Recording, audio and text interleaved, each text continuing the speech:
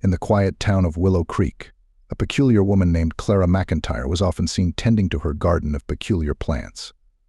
With hair the color of autumn leaves and eyes that held a mysterious depth, Clara was known for her green thumb and her even greener habits.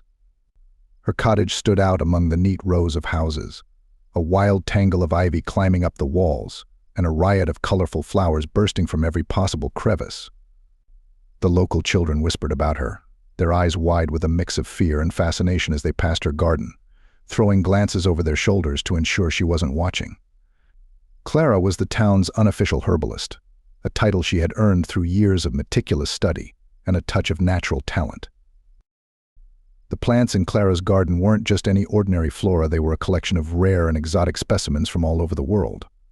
Some grew only under the moon's glow, while others emitted faint, otherworldly scents that tickled the noses of those who dared to venture too close. The townfolk spoke in hushed tones about her plants, attributing healing properties to some and darker purposes to others. Clara knew these whispers, and she reveled in them, for it was the very reason people sought her out.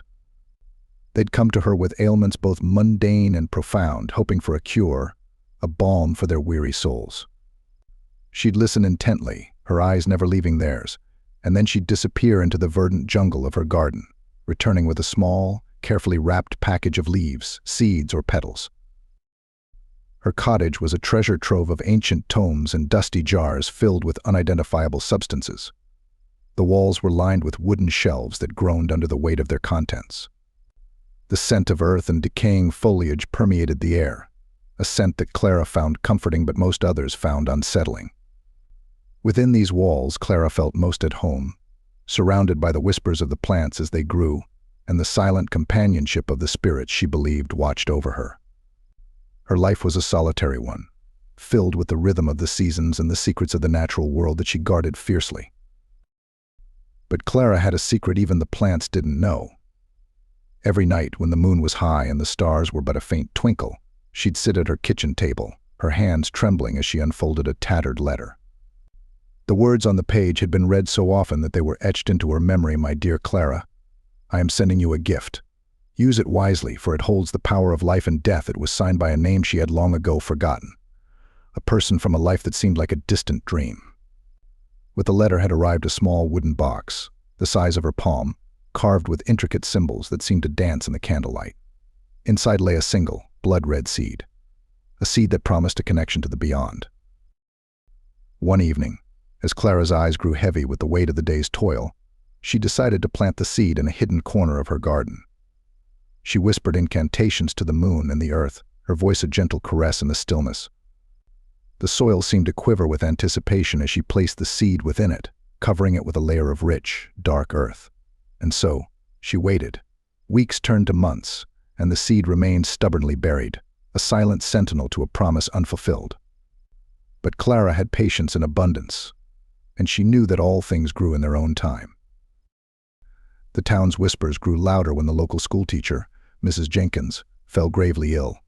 Her once vibrant spirit withered away like a forgotten bouquet, and the town doctor could do nothing but shake his head in defeat. Desperate, her husband approached Clara, begging for a remedy. Clara searched her books, her eyes scanning the pages with a ferocity that spoke of her deep concern. Finally, she found what she was looking for, a plant that could only be grown from a seed whispered to in the moon's glow, the very seed she had planted.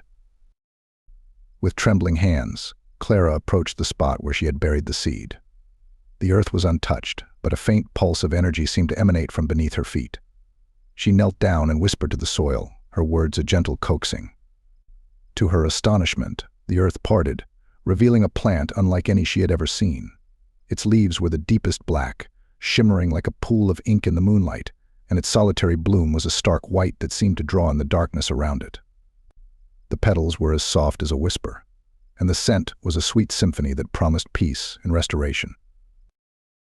With a heavy heart, Clara plucked the flower, knowing that to use its power meant invoking the very spirit of the beyond she had hoped to avoid. She returned to her cottage and carefully concocted a potion, her thoughts racing with the consequences of her actions. As she stirred the mixture, the air grew thick with anticipation, and she felt the presence of the unseen watchers grow nearer, their curiosity piqued by the disturbance in the natural order. The potion was ready, and Clara made her way to Mrs. Jenkins's bedside, the liquid a shimmering elixir in a glass vial. The room was dimly lit, the only sound the rasp of the teacher's labored breathing. Clara administered the potion, her hand steady despite the turmoil within her. The moment the liquid touched Mrs. Jenkins's lips, the air grew colder, and the room seemed to hold its breath. The candles flickered, and shadows danced on the walls. Clara watched, her eyes never leaving the woman's face, as the potion did its work. Slowly, the color returned to Mrs. Jenkins's cheeks, and her breathing grew deep and even. The room warmed again, and the shadows retreated to their corners. The town erupted into whispers of a miracle, but Clara knew the truth. She had danced with the line between life and death, and the price was yet to be paid. Days passed, and the teacher grew stronger. The townspeople showered Clara with gratitude, but she shrugged it off, retreating deeper into her garden. The plant with the inky leaves and moonlit bloom had grown taller, its white flower now a vibrant crimson that seemed to pulse with an eerie light. At night, Clara could feel it watching her, whispering secrets that only it knew. She avoided its gaze, afraid of what it might demand next. But the whispers grew louder, urging her to listen, to embrace the power that it offered. One moonless night, unable to resist the siren's call, Clara approached the plant. The crimson flower leaned towards her, as if eager to share its darkest truths. She reached out to touch it, but her hand was stayed by a sudden, sharp pain. Looking down, she saw that the plant had wrapped a tendril around her wrist, pulling her closer.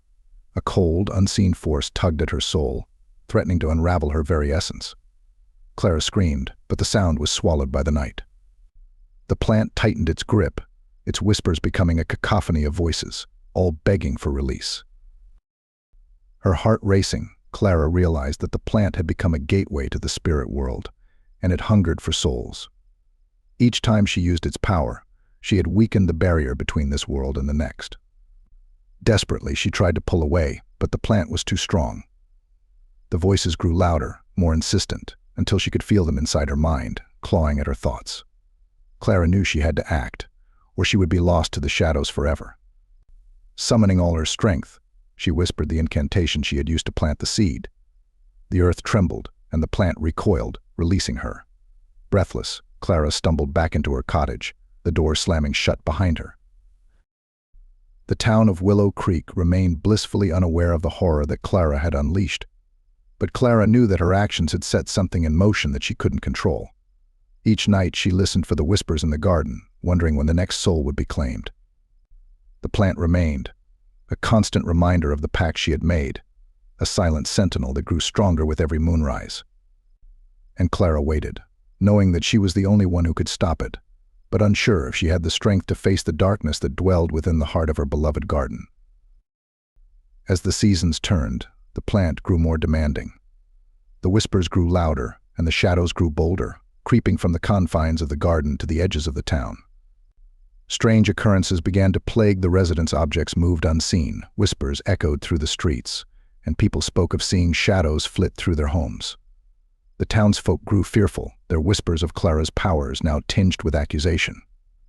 She knew she had to find a way to destroy the plant before it claimed someone else, but every time she approached it, the tendrils reached out, a silent threat that sent a shiver down her spine. One evening, as the moon was obscured by a thick veil of clouds, Clara gathered her courage. She knew she had to act swiftly before the whispers grew too strong, before the plant could claim her soul as well. She took a sharp knife and approached the crimson flower, her heart pounding in her chest. The moment the blade sliced through the stem, a shriek tore through the stem. A shriek tore through the night, so piercing that it made the windows of her cottage tremble. The ground opened up beneath her, swallowing the plant whole, leaving nothing but a gaping, black hole in the soil. The whispers grew to a crescendo, and Clara felt a cold wind blow through her, carrying with it the anger of the spirit she had disturbed. The town was plunged into silence. The whispers ceased, and the shadows retreated. Clara fell to her knees, panting, the knife slipping from her grasp. She had done it. She had closed the gateway to the spirit world.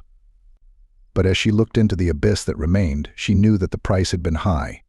The town was safe, but she had lost a part of herself in the process. The joy she had once found in her garden was now tainted with fear and regret. The plants that had been her companions for so long now watched her with wary eyes, as if they knew what she had done. For a moment, Clara contemplated leaving Willow Creek, but she knew that her work was not yet done. The plant may have been vanquished, but the whispers remained, faint echoes of the souls still trapped in the liminal space between worlds. They called to her, pleading for release. With a heavy sigh, Clara picked up the knife and made her way back to her cottage. She had a new purpose now to help those spirits find peace, to atone for the chaos she had unleashed. And as she sat down to study her ancient tomes, the candles flickered, casting eerie shadows on the walls, and the whispers grew softer, as if in acknowledgement of her resolve. The battle had just begun, and Clara McIntyre, the once celebrated herbalist, was now the reluctant guardian of the town's darkest secrets.